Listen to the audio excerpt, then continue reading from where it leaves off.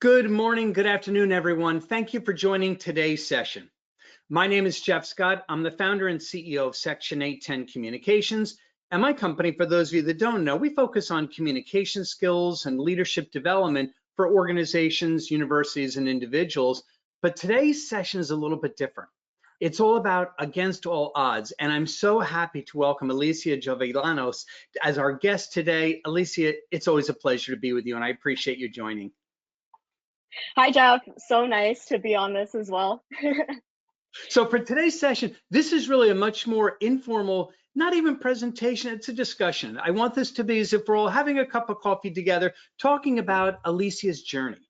As all of you read in the registration page, she is quite accomplished and has encountered, embraced, and overcome a lot of things, both positive things in her life and some challenges as well. And in this series, Against All Odds, we like to focus on positive. We're all surrounded by so much negativity in our world, right? I think we can all agree on that. And it's so nice to be able to talk about stories where someone is finding the light in life and finding a positive direction. And Lisa, you've always impressed me as I've met you over the years and Oh, gotten thank to you. know you. Always been a delight. So let's talk a little bit about the story. Before we do that, let me just make sure that everybody can hear and see us okay.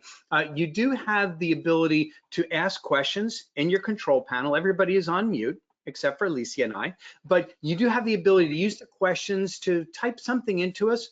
We'll be reviewing those as we go through the session. We may give you an opportunity to unmute your line and ask a question, but keep this really informal. Right now, just to make sure you can see us on screen and you can hear our voices, would you go ahead and click on the hand, something to indicate to us that you can hear and see us okay? All right, I see some hands. I've learned after presenting for decades, there's nothing worse than doing a presentation when no one can hear you. So we don't want that to be the case. So thank you, everybody. I appreciate you raising your hands on that. So real quick, let's talk about how you and I met. It goes back to 2018 or 19, probably Yeah, 18. I think it was, I can't remember how long the IQC was. It was a bunch of stages. I think it was maybe half a year. So it would probably, or maybe even more than half a year. Goodness, it's been a while. Yeah, I think it's it been maybe 2018, and then it definitely, the World Finals was late 2019. I remember that, like yes. right before COVID. So it's been at least 5 years since we knew you. And for those that are on the line that aren't familiar, I used to work with a systematic hedge fund, and we had a global competition for people around the world to compete in this quantitative study of how they can use data to build signals for trading. And with that, we literally opened up to people all around the world. Alyssia and her partner, Martin, were part of Team Canada, and they were the top of Canada. Not only that, but they beat out all the teams in the US and Mexico. So they represented North America. We had over 10,000 people competing in this competition. And Alyssia and Martin were able to go to Singapore to be part of the finals where they ranked in third place globally. So always impressed with you. It was an amazing experience, I know, for both of you. And you really made a name for yourself within the organization. Some of my colleagues are on the line right now, but it was such a pleasure to meet you and to see your performance. I think that was a fun experience for you as well, wasn't it? Yeah, it was really fun. The multiple stages. We were doing a lot of things with playing around with machine learning algorithms and trading before it was cool. And I think that was one of the things that helped us stand out and create high performance alphas. But yeah, that was definitely one of the highlights of university for sure. It was a lot of fun. And we're going to later on talk about how to make the most of every day. But as people are wondering, is she walking on the treadmill? And the answer is yes. Alicia, on the treadmill. Every time I have a conversation with Alicia, she's walking miles. She makes me feel like I'm lazy because I need to get up and move. But you've become like the queen of multitasking. And with some of the health issues, you've learned how to really take care of yourself and do things in a way where it just makes sense. So we're going to talk about that. For those that are thinking, is my camera or my monitor moving? No, it's not. We're going to talk about that. But when I met you, I remember reading you were part of Forbes 30 Under 30 Scholar. Talk a little bit about that and why quant was so important to you. Yeah, that was it was an awesome initiative by Forbes. They had reached out to a lot of students from across North America and invited us to the summit. And at the Forbes Under 30 Summit is actually where I found out about the International Quant Championship for the first time. So the International Quant Championship was actually my first foray into quant. I had met Christina Chi, who she was under 30 for finance, and she was giving a talk. I was just talking to her in general about computer science and tech and just understanding which, and she's like, hey, there's this championship, or there's this competition. If you're interested in diving into the world a little bit and learning about it, I can send you the link, and maybe you can enter, like get some of your friends from university or folks to enter. I'm still friends with her to this day on Facebook, and we keep connected just through social media. But she was my first introduction, and the rest was history. I got involved and we started competing. We started learning and building alphas, reading research papers. It was really fun. It's quite an introduction when you jump into something for the first time and you end up ranked third globally out of over 10,000 participants. That's pretty impressive. So fast forward, after the IQC, you did well with that. I followed you with your career as you moved to the West Coast of the US from Toronto, and you started doing some things with some large organizations. And then I remember seeing some news that was concerning and upsetting for me, your diagnosis and what you went through. But whatever you're comfortable, share a little bit with the audience of what you endured and what you went through. Yeah, so this was, when I was diagnosed, it was the height of COVID, but a little before that, I had recently quit my big tech job to build a startup. We had gotten accepted into Y Combinator, and for folks who don't know what Y Combinator is, it's one of the world's most famous startup accelerators in Silicon Valley. Stripe, Airbnb, Instacart are all companies that came out of Y Combinator. I was in the middle of it doing that program. We had our first investment from Y Combinator for the company that we were doing at the time. And that's when I got the diagnosis. I knew something was off. And I just I noticed a part of my body was kind of bulging out more than another. It was really hard actually to go to the hospitals at the time, because this was during COVID, I think pre-vaccine, or maybe they were just rolling out the vaccine. So in the hospitals, it was basically like, unless you're dying, don't come here. But eventually it got so bad that I wasn't able to go to the bathroom, and so I had to go to emergency, and then they did an emergency surgery, and after that surgery I found out that I had an aggressive cancer, and that I needed to do chemo. So that completely turned my world upside down. I had just quit my job. I was excited to get a new company started, and my future was all of a sudden really uncertain.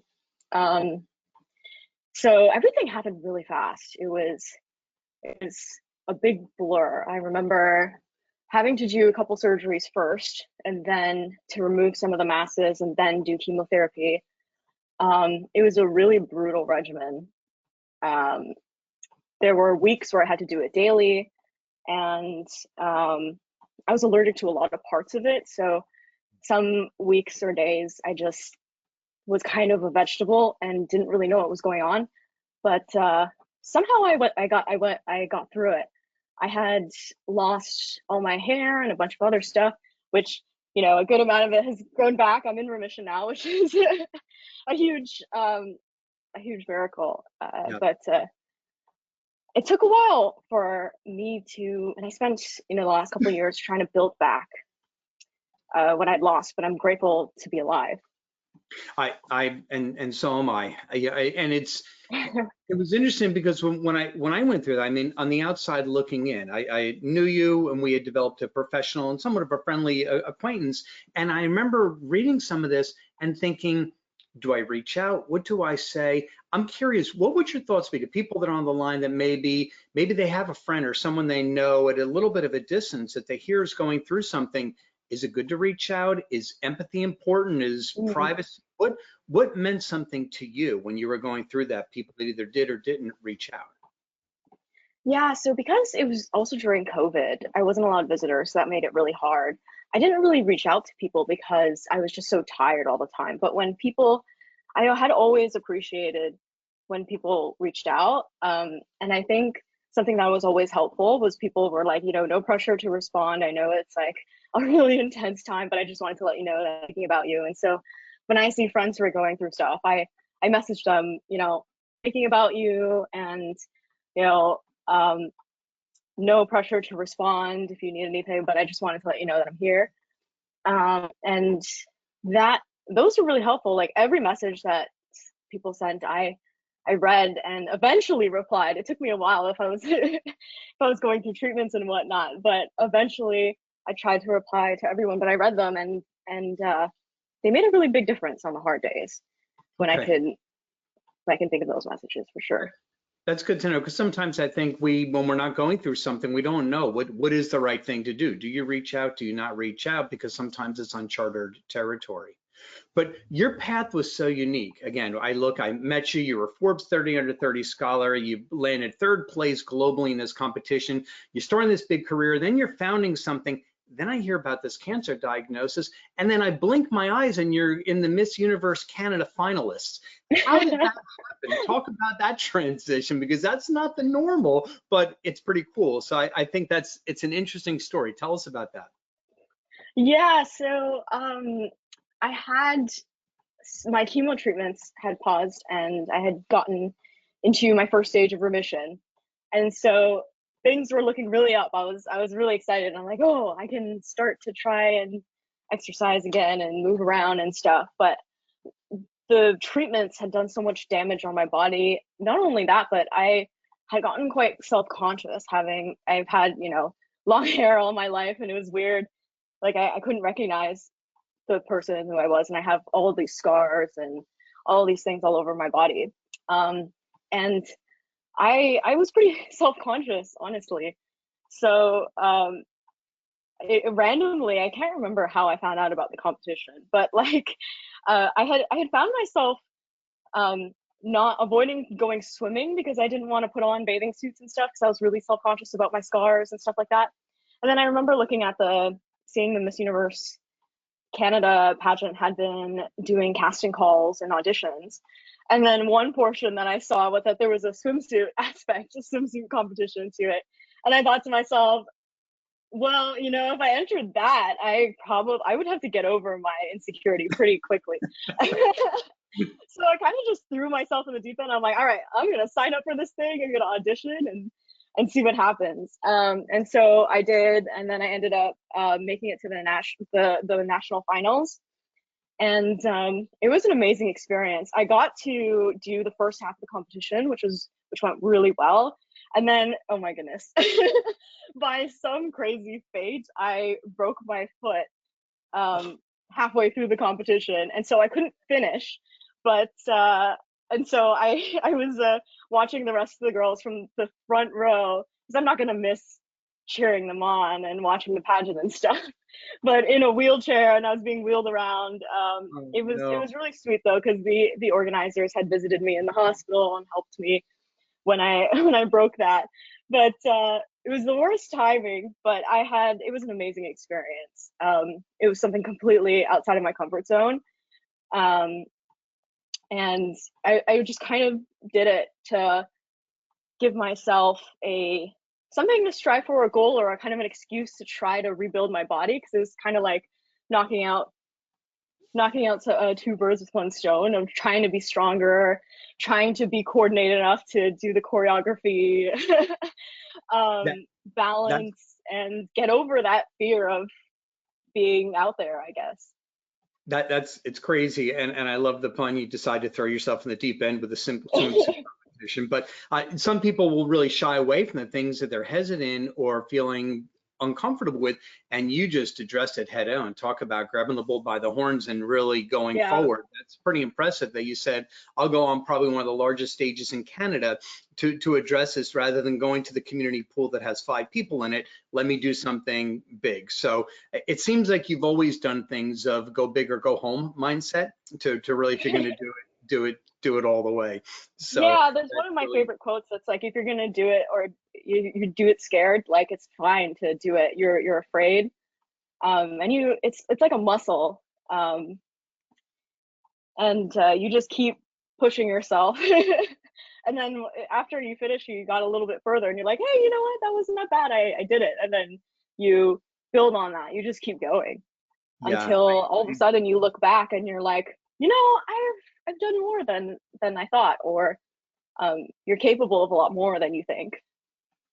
I think that's true. We all miss out so often on the fact that we're so much more capable than what we allow. I tell people the only limitations in our life really are self-imposed, and so often it's a matter of what am I willing to do to step out of that comfort zone and do things that I don't even know if I can do it, but let me see if I can. So I Yeah. want to transition in a moment, but I'm looking at my other monitor to see if there are questions. And again, to the audience, if you have questions for Alyssia, put them into that questions area, and we'll take a look at those as we go through the session. So feel free to ask questions as we go through. So one of the things that impressed me when we started talking, I guess about a year or so ago, and we started talking about doing this session, it's been, I guess, a year since we've been talking about it. But I remember you told me about A Billion Dreams. And when I learned about that organization, that nonprofit that you founded, and part of the reason that you did that to help even children that have childhood cancer and getting their dreams and their names in space, talk about that endeavor because I think it's really cool. Yeah, one of the ways that I had tried to get through my treatments was when I was strong enough to write stuff down. I would write down little goals, big goals, things I was looking forward to after, chemo was done, whether it's like getting an ice cream or some audacious goals like going to space and all that kind of stuff. And I would write it on this notepad and I would look at it a lot. And that, like holding on to those little things, really helped me to keep going, especially on hard days. And so I just had this idea that, what if we could, one of my longtime dreams, of course, like I think a lot of little people as little kids have a dream to go to space or be astronauts, was to go to space. And I thought, it would be really fun if if we could engrave these and send them off into space, or and allow other people to write names and dreams or things that they're holding on to, um, and send that off. And so it started off as an idea, and I was trying to figure out, I guess, engineering mindset, where if I were to do this, what would I need? And in the beginning, I was thinking, oh, maybe I could get a air balloon and attach like a plaque or USB stick to it and send it that way. And then I started just sending a ton of cold emails to people who worked at satellite companies connected to places like NASA and SpaceX. And I was like, I have this idea. And then I started researching different materials that could be engraved on. It's like, hypothetically, this is what I want to do. What do you think? Like, do you think this is possible? So I just talked to anyone who was willing to talk to me about it, this crazy idea. And eventually I had an opportunity to attach a plaque to a satellite that was launching on the SpaceX Transporter 10. And once I had secured that spot, I was like, all right, it's real, it's go time. So that's kind of how it came about. And we recently signed a partnership. We haven't announced it yet, but basically we have sponsorship to indefinitely send payloads with this satellite company, and indefinitely. So our next one is likely going to be early next year, but TBD on the details and the date.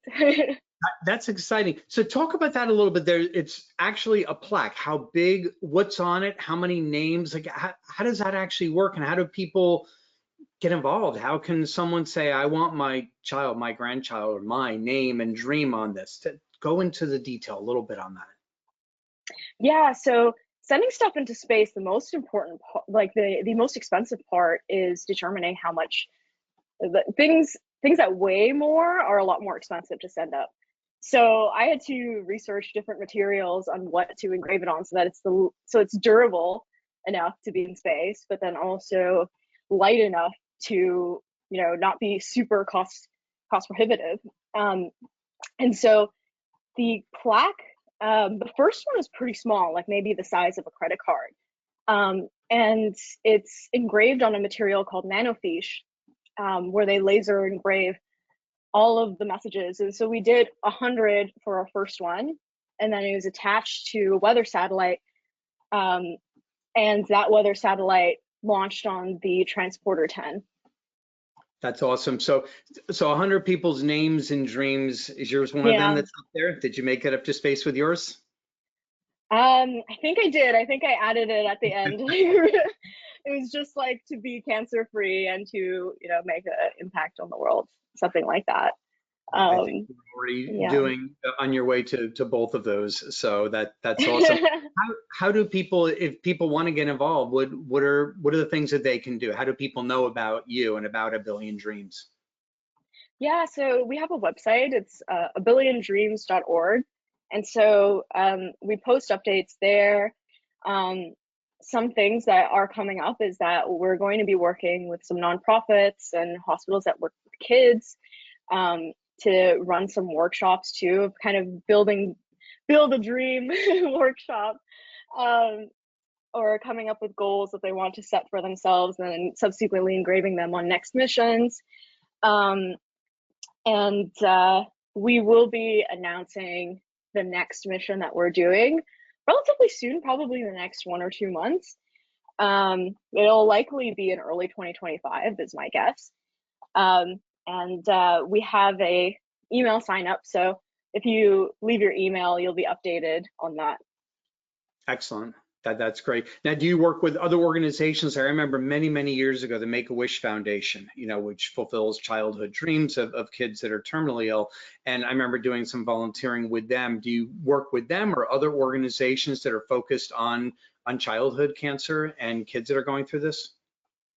Yeah, so for the first one, we worked with SOS Children's Villages. And we were actually connected through the Miss Universe organization, which is awesome. And we are going to be working with more cancer-focused organizations for childhood cancer patients, and kids with special needs as well. So we're trying to make our the posts and the blog posts and stuff. We're pretty small right now, but we'll be putting out more details about that. We're really excited. That's awesome. Now, I know for right now, you're counting the days and weeks and months until you go from a status of in remission to cancer free. So I know that's a big thing for you right now. Yes, I'm praying for you on that. So talk about what's next for you. I know every time we talk, you've got a new idea, a new brainstorm of something else. What's next for Alyssia right now? What are the things that you're focused on in addition to A Billion Dreams and your health, including what you're doing right now and walking and taking care of yourself? And I know you talk about eating healthy, but talk about what's next for you. Yeah, I mean, health is a big thing. Something that I've always wanted to do is finish what I started in Startup Land. When I was going through Y Combinator and all of a sudden had to stop building a company like that. I think entrepreneurship and solving problems, building things is one of my absolute favorite things to do. So I put that on hold while I went through all these treatments, and I'm working towards that again, kind of in the arena, as they say again, exploring different ideas, trying to solve people's problems, and exploring what's next there. I think I want to found a company again, but not 100% sure which direction yet, or a little bit specifically the problem that I'm solving. But somewhere there, still always, of course, working on A Billion Dreams. It's a huge passion project of mine. And I did enter another pageant that's at the end of this month. So that Why am I not surprised? Yeah. This one was a lot more charity and advocacy focused, and then also connected to my heritage. So it's called Miss Philippines Canada, and I'm going to be competing on August 31st in Toronto. So if anyone's in Toronto, let me know. If you want to check it out. But those are some of the things at the top of my mind, and always trying to improve myself and see what kind of impact I can do. I've also been taking up archery lately. I've fallen in love with that a lot. Good for you. um, and it's one of the things that it's so meditative for me. And I'm excited to keep going with that. Yeah. So 2028 Olympics maybe for archery? Perhaps. It's funny because um, someone that I got in touch with, one of my new coaches, he did um, play for Team Canada at the Olympics, I think 3 or 4 times for Olympic archery. So who knows? You never know. Could be I in the would not be cards. surprised at all. So let's take a few minutes and talk about how do we really savor the moment and enjoy every day. When you and I talked and we were just discussing this session, and I'd gone through a heart attack or 2 heart attacks last year unexpectedly, and I mentioned to you that totally different scenario than what you've gone through, but it definitely was somewhat of an awakening to realize, okay, what are the most important things in life? For me, that was my faith. It was my family. It was, okay, leaving a legacy, making an impact in a positive way. And we talked about that. So what are the things when we go through situations in life that really make us question the serious things, it does have a way of kind of waking us up and saying, where do I really want to focus my time? Because we realize time is not an infinite resource. Talk about some of the things you do. I mentioned you're walking now and your health and diet. Outside of that, what are some of the things you're doing to live in the moment and to make the most of every day? Yeah, I think that was the biggest thing that this whole experience taught me was that everything can just be taken away from you in a second. You never know. Um, so it's always important to not take a day for granted. I remember when I was going through treatments too, and there's so many things that's outside of your control. You got to focus on the things that you can control because there is always something. Um, I played this game with myself where it's like I would wake up and count the senses that are working. I'd be like, okay, my vision's not so good. My my smell could be better or is non-existent, but hey, I got some touch. And then I would count like the organs that are working that day, and I'd be like, this is awesome. Thank you for working. Wow. So as little as that, and then eventually it built up to bigger and bigger things of like I got to see the sun today. I got to see a loved one over Zoom today, and that was like um, focusing on things that you can control. One of my good friends, Tracy Young, who's an entrepreneur as well, she sent me one of her favorite books before I went through chemo called On the Shortness of Life by Seneca. And it's basically an essay on where he defines actual living as being in control of yourself and either enjoying yourself meaningfully and working towards goals that are important to you, and that life is long if you make it. Life can be very short and anxious for those who forget the past, neglect the present, and fear the future. And sometimes, like, one of the greatest obstacles to living is expectancy as well. The life is long if you make it was very meaningful to me, that you can fill your days with kind of visualization exercises too, of like if you imagined that it was your last day or you only had so much time, like how would you have wanted to spend it? Who would you want it to spend it with? What kinds of things would you have been wanting to be working towards? And what kind of person would you have wanted to be? On the other spectrum, one of my other friends also, his name is Justin Kahn. He founded Twitch, but he also got me into meditation, by the way. But he does this thing like negative visualization, where he imagines the worst possible case scenario. Like, for example, you wake up and all of a sudden you're in war and you're taken away and you're never going to see your family again. And then you realize you are safe in your bed right now and you count your blessings that day. So those are a couple Interesting things approach. that have been really helpful to me. It's interesting. I mean, we know there's so much science and research that talks about, as we think, so we speak, as we speak, so we act, as we act, so we are. And there's so much of that connection in the visualization and the mental mindset. And it's interesting when you said there were days that you would wake up and say, this organ is working. And that was interesting for me to hear you say that, because we wake up, I don't think about that. So often we get through the day, I've got this many emails in my inbox. Oh, I've got this bill that has to be paid. I've got all these things.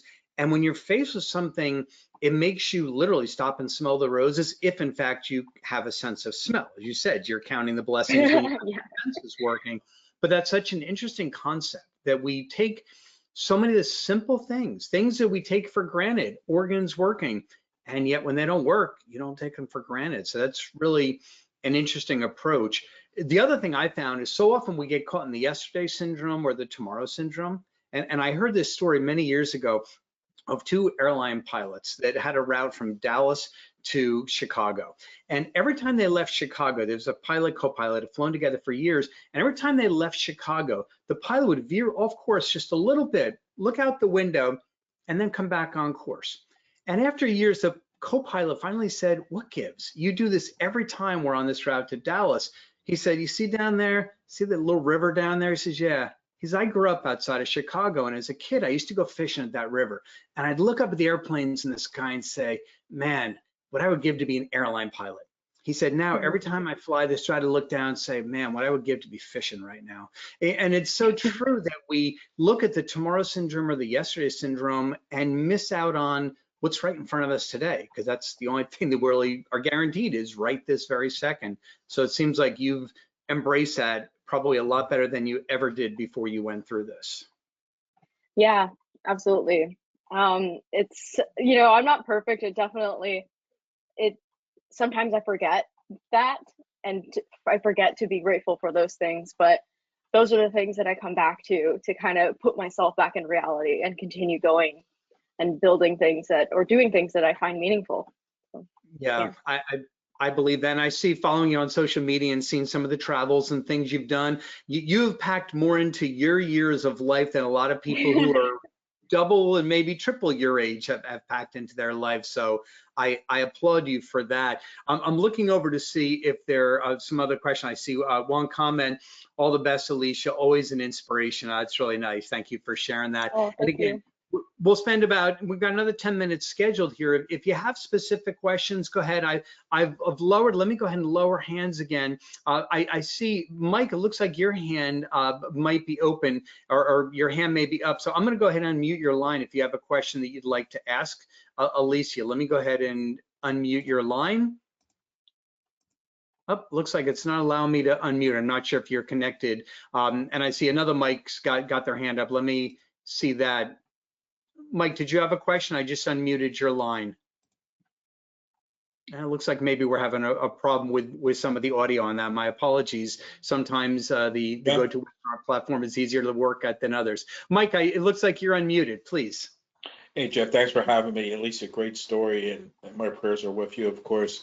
You mentioned a book Thank you. that somebody gave to you when you're going through some, I forget the name of the book. Would you mind repeating what about I don't know if it was the shortness of life or something like Yeah, that? it was called On the Shortness of Life by Okay. Seneca, and it's essentially an essay book. It's very short. You can probably read it in one sitting. I think it's maybe Okay. around 100 pages or so. On the What's shortness of the life. And who was the author? I'm sorry.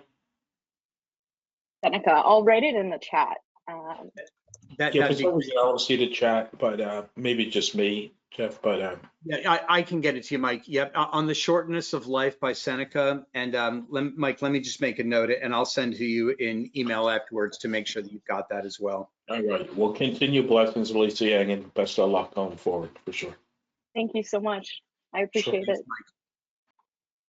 And again, anybody else has questions, raise your hand and I can unmute your line, or you can put them in the chat, and we'll see if there's some more questions. Otherwise, we'll wrap up this session a little bit early. But again, the purpose of today, and I hope we accomplished our goal, was to provide some inspiration and encouragement, to shine a spotlight on some positive things going on in the world around us that's so often filled with negativity.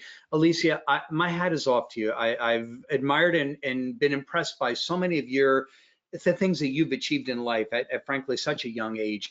And you know, my prayers and hopes are with you for the absolute best for that full, hey, I am cancer free, not in remission. So celebrate Yeah, that. And maybe one day to meet you in person, as we've done everything virtually over the years through the competitions and the other things. But I'm certainly wishing you nothing but the best. And I see another comment here. Thank you so much for having me. Best of luck, Alyssia. Thank you so much for sharing that, Brooks. It's great to see so many of you on, and the encouraging comments and statements that are coming in here. This Against All Odds series is just that. It's people who have really faced obstacles and challenges, but have been overcoming them. And I can't say overcome in the past tense always, because sometimes it's a journey. We're perpetually overcoming the things that come into our life. But Alyssia, I know that you are an inspiration to many, myself included. And I'm so thankful to have you on our session today. Any final words for the audience? Thank you so much for having me. Oh, it's my pleasure. Any final words that you have for everybody that's on? I guess, yeah, make the best of your day. Be grateful for what you have and what you can control. And life is long if you make it. You know, there were a lot of times where I wasn't sure how long I had, but life can be long if you make it. I love it, and I love the fact that you're living every day. And we've had some deeper conversations on the side, and continuing to pray the best for you. And you still inspire me, because now I have to go to the gym after our session's over here, because you walk probably a mile or two just since we've been walking. So every time we're on the phone together and I see you on the treadmill, you encourage me that, you know, multitasking can be good sometimes. And I applaud you in how you've made your health a priority. We've talked about diet. We've talked about exercise. You gotta get that 10,000 steps. Or try to, you know. And that's impressive that you do that. And we had talked about eating, and you're doing, from my perspective as a non-doctor, you're doing all the right things to help your body heal, to help your body grow, and to beat this thing, you know, with your exercise, with your diet, with your rest, all the things that you're doing. And you're smiling. You know, there's an old proverb that says a joyful heart is good medicine, but a broken spirit dries up the bones. And I see when we talk, you've got a perpetual smile, and you've been through more challenging things than most, and I applaud you for that. Thank you, Jeff. I appreciate with it. That, I'm sorry, say that again, Alyssia. Oh yeah, I was just saying thank you, Jeff. I really appreciate it. My pleasure. So we'll go ahead and wrap up this session. I want to thank the audience for joining. If you want information on Section 810 communications, in the handout section, you can get some information on us. Again, as Alyssia mentioned, the abillionDreams.org is where you can learn more about the next payload and what that is to help promote that cause. It's a nonprofit. And that book, again, On the Shortness of Life by Seneca, it sounds like a great read as well. So thank you for joining, everyone. We look forward to seeing you on the next event. And Alyssia, thank you so much for joining. It was an absolute delight to have you as my guest. Thank you so much, everyone. And thanks, Jeff, for having me. You bet. Take care, everyone. Have a great day. Have a good one.